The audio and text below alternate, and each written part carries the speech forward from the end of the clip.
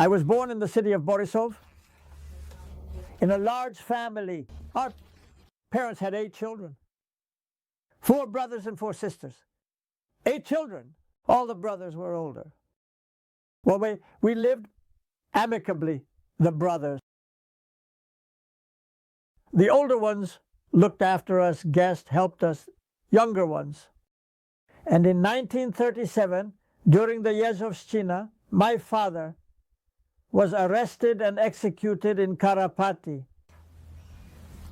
And our mother took care of us herself with the help of the brothers, her sons. Well, we lived and ran around. Everyone was healthy and cheerful, but then 1941 came, the war. Strangers appeared in the city in green uniforms, heavy boots with spikes, speaking an unfamiliar language, and they began to impose their own order. They began to deal with the youth. They hanged 2 Komsomol members, a girl and a boy, in the market square, and forced everyone to watch how they execute people to show that they must obey the German authority. And the people couldn't endure it.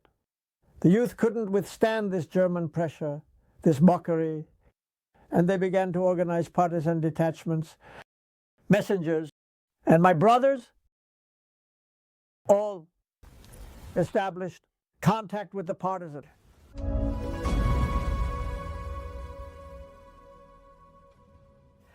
When it became difficult for them, when all the safe houses were known, when everyone was tracked down, my older brother turned to me. He said, "Malaya, I need to go to the old city across the Berezina Bridge." And there, to 19 Gazetnaya Street. Well, they dressed me up in a little padded jacket called plushies, little boots, like an old lady, and sent me there because crossing the bridge was only allowed until 5 o'clock. Across the Berezina River, boys were not allowed. But a girl like me, like a foundling, somehow slipped through. They didn't stop me. I went once, a second time, a third. And the meeting place was sold out, tracked down, and fell into the hands of the Gestapo. That was in 1942. Well, I was 10 years old.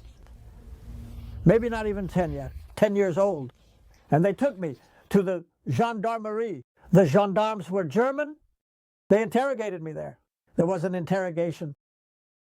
Who? Where did you take things? Where are the partisan contacts? Where is what? I didn't know anything. Who would report to me? It was all secret. Secret. They beat me, of course. They beat me. And even now there are marks on my body. As they say, the wounds have healed. The wounds. But the scars on my heart from the pain, from the fear, remained with me for life. The gendarmes sent me to prison, Borisov prison. It was cell number 30. They interrogated me there too. But I couldn't say anything specific because I didn't know anything. What did they find on me there? An inscription sewn under the lining. I didn't know. What inscription? And who told the children about this? It was a secret. From the prison, they sent me to a camp. Here is the Comintern camp beyond the railway. It was a concentration camp. I stayed here. I don't know for how long. I didn't know the month or the day. Who would tell me there? From this camp, they sent me to Minsk, to Shirokaya.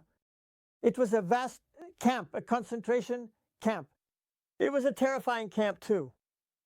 There. They no longer interrogated, but punished for disobedience.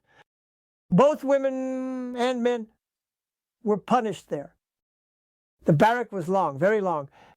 Men were on one side, women on the other. They distributed gruel. It seemed so young, like chocolate. I don't know how long we stayed in this camp. I won't say. They drove us to the station, to the railway. There was a train, and they put us in it. If normally 20, 30 people would fit, they crammed us in 150, 100, like sardines in a can. Whether they would get us there or not, they didn't care. They wrapped the windows with wire. The doors were nailed shut as they did, and we were taken away. But at night, disaster happened. The train derailed. It overturned. Many died, but I survived. Sand filled my eyes. I couldn't see anything. And my ears and hands were injured. And we sat there in the open on the ground until a new train arrived. A train convoy. We were loaded onto it. The train derailed because German heavy equipment was supposed to go to the front. And the partisans mined the road, but the Germans were cunning and sent live prisoners, live children, live women, live men. And we derailed.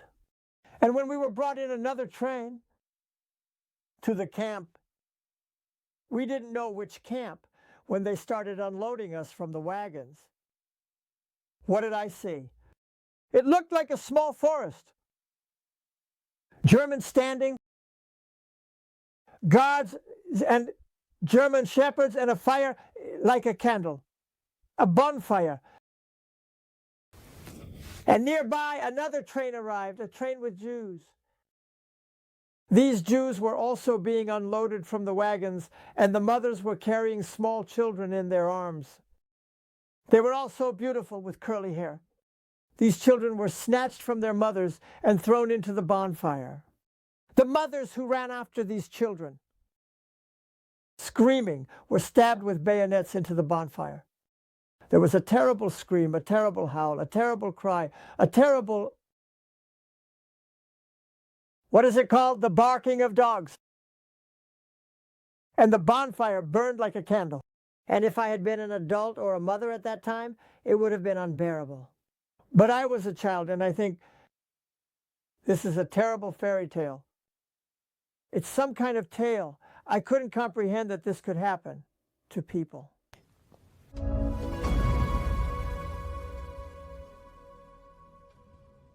They took us to the camp right there, to Auschwitz itself. It was a camp, it said Auschwitz. Have you heard of such a camp? They tattooed numbers on us. I burned my hands on the skin. Here is my number. Burned, but a little bit remains. How did they cut here? Cut my arm. And it's not visible at all. No, you can see it there. My hands are burned. They changed my skin. Right here, look there. The number was 7967. That was my number in the camp. And after me, they kept trying. You can see a little bit there. Look here. My hands are burned there.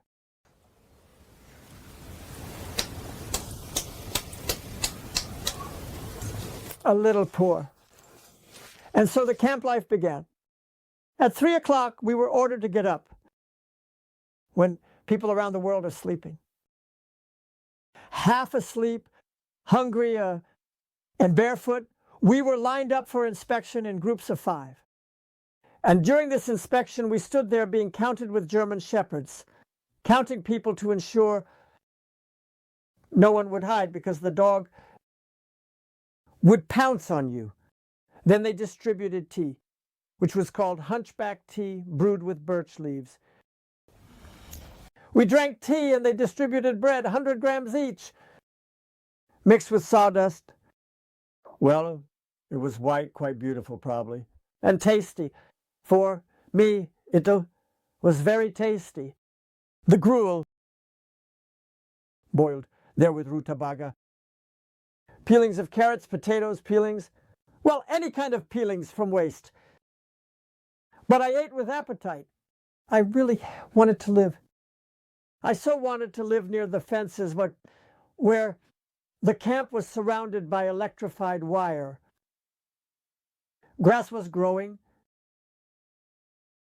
and we would pick that grass, chew it, eat it, just to survive. But the front was approaching the camp.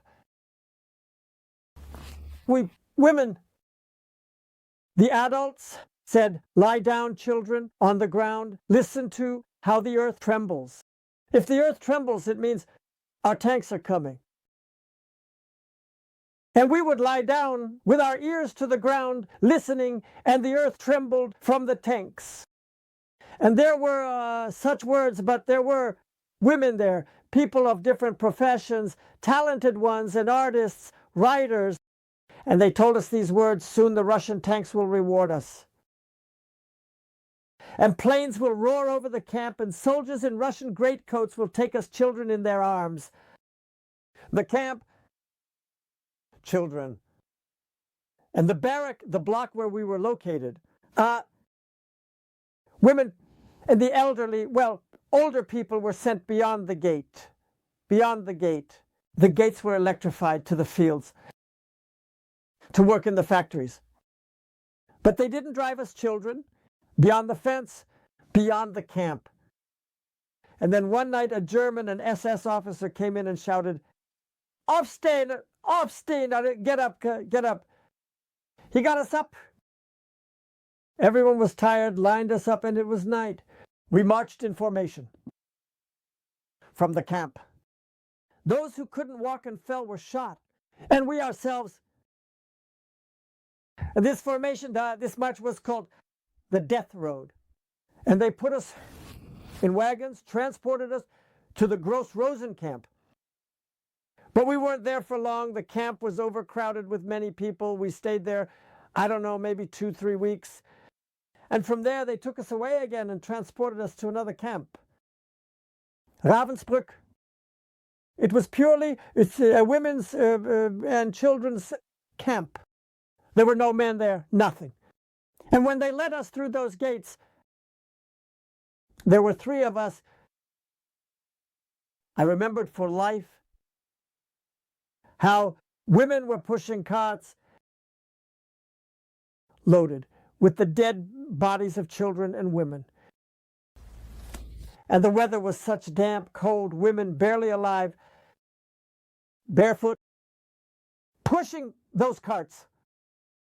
And from these carts, fully loaded, arms and legs were dangling, children's and women's, to the crematorium for burning.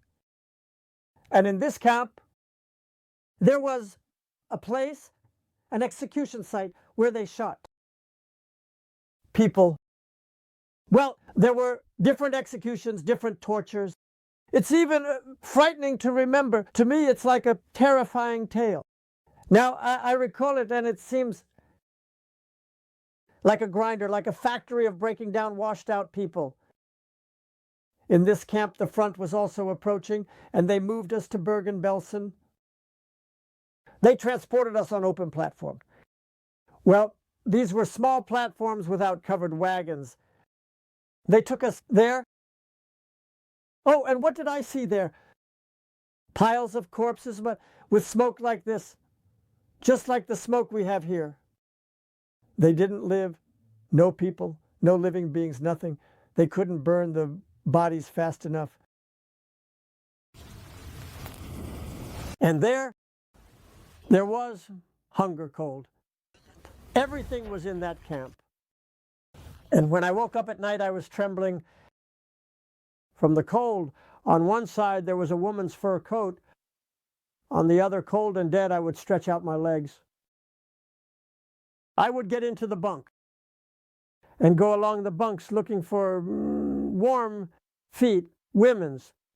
And when I found them and touched them with my feet, the woman would pull me closer and cover me with her body.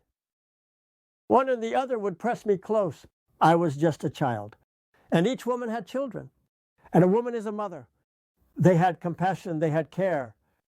And they would warm me with their half-alive bodies, but they were alive, half-starved, starving. They would warm me. And so I continued to live. Continued to live because of people. People themselves were in such a difficult, hungry, cold time. They helped me to live and survive. But I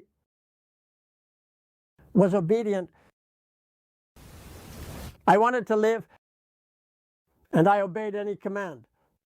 Anything they did, and I ate everything. But I literally ate everything. There were even pools of human fat there where, as they burned people in the crematorium, human fat would flow down through little pipes, whatever they were called, and there was such a pool of human fat. And there, rats would jump, and we children would manage to catch those rats. And from the kitchen, they would give us, there were prisoners there too, and they would give us heat. And we would take this rat, we would fry it and eat the meat. It was tasty, very much so. Oh, did you take? Didn't count. It was tasty.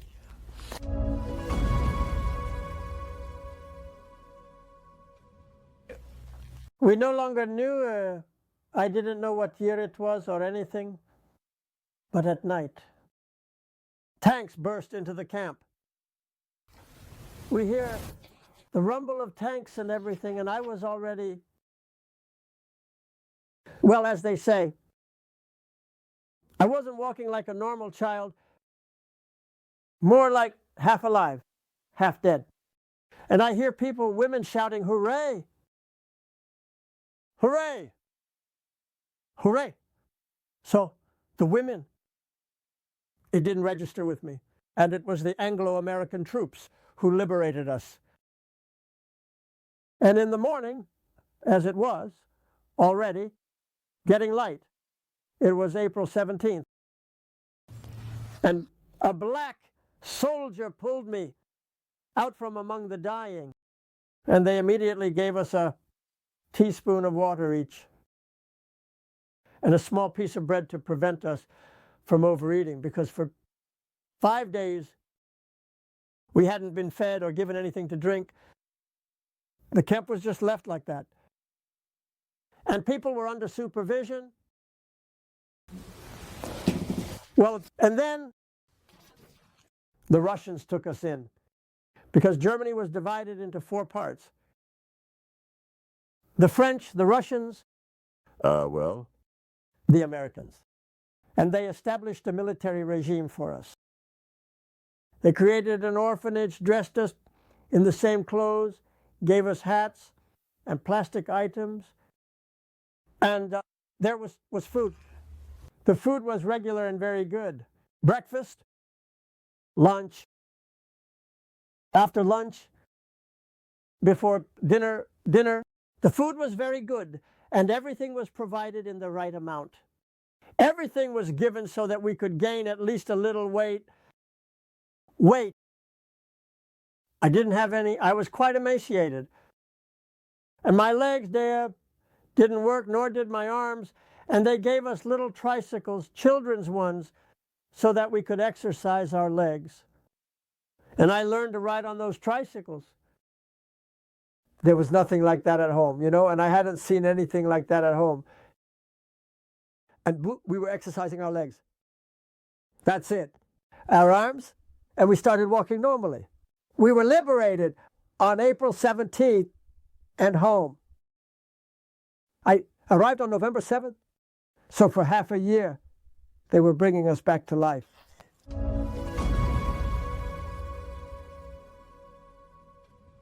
I didn't know anything about home, but the Russian nannies, nurses, who took care of us, nursed us back to health, wrote letters. Well, we gave the address, wrote letters, and a reply came. Well, the letters were such that they required a response, but I didn't understand it further. And a reply came from my mother.